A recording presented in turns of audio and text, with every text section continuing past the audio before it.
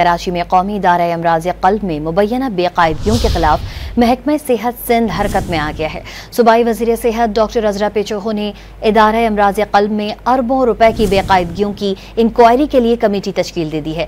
मजीद जानते हैं don news के नुमाइंदे अनम मशकूर से। अनम, बताइएगा कमेटी को कब तक रिपोर्ट पेश करने का कहा गया है? जी बिल्कुल, NICVD में जो बेकायदगियां हुई हैं, जो मालियाती साल 23-24 में कहा जा रहा है कि तकरीबन 40 अरब रुपए की करप्शन का इंकशाफ हुआ है।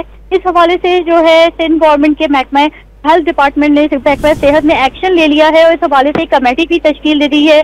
कहा यही जा रहा है ये 2 रुकनी कमेटी है जो कि 15 दिन के अंदर इदारा अमराज क़ल्ब में कराची में होने वाली करप्शन पे अपनी रिपोर्ट पेश करेगी।